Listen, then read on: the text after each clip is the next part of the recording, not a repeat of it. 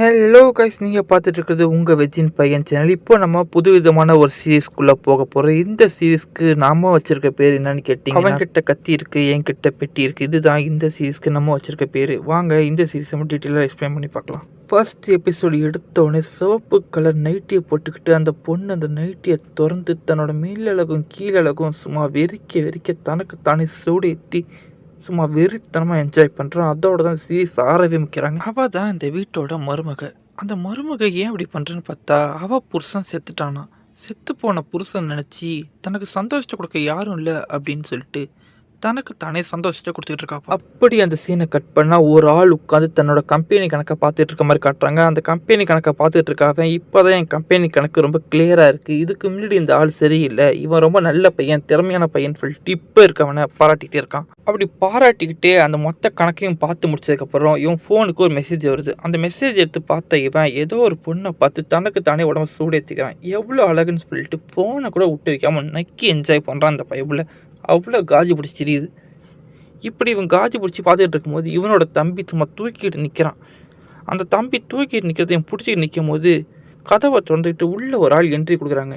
Entry கொடுத்தவங்க யாருன்னு பார்த்தா இவங்களோட பெரிய பொண்டாட்டி தானா. சின்ன பொண்டாட்டி செத்துருச்சான். ஒரே வீட்டுக்குள்ளே 2 பொண்டாட்டி கட்டி மெயின்டைன் பண்ணியிருக்கான் இந்த பைபிளில். அப்படி வந்து அவங்க இன்றைக்கி உங்கள் செல்லமான வேலைக்காரி வரலைங்கிறாங்க. என்னடா வேலைக்காரி போய் செல்லம்னு சொல்கிறாங்க, அதுவும் முதலாளிக்கு அப்படின்னு நீங்கள் பார்க்காதீங்க. அதுக்கான எபிசோட் நம்ம பின்னாடி பார்க்கலாம்.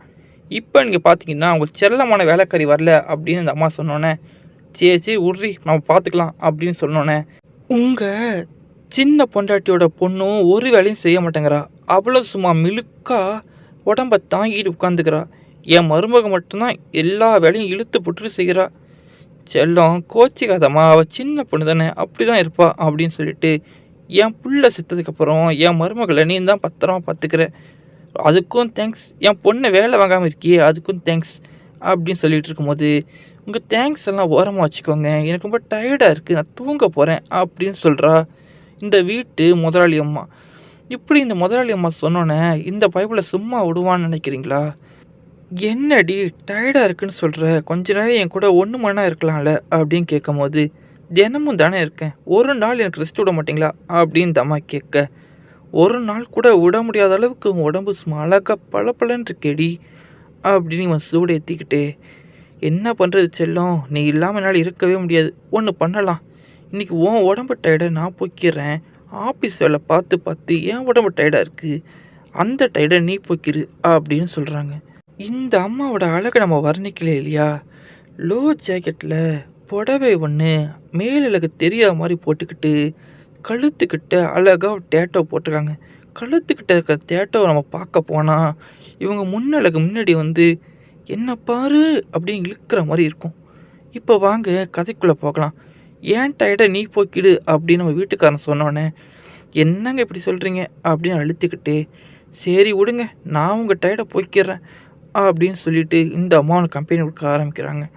சும்மா சொல்லக்கூடாது, மேலே கீழே பாஞ்சு வேறு லெவலில் சுகத்தை கொடுக்குறாங்க. இந்த மாதிரி பொண்ணுகள் எல்லாம் எங்கேருந்து தான் அவனுக்கு பிடிக்கிறானுங்கன்னு தெரில.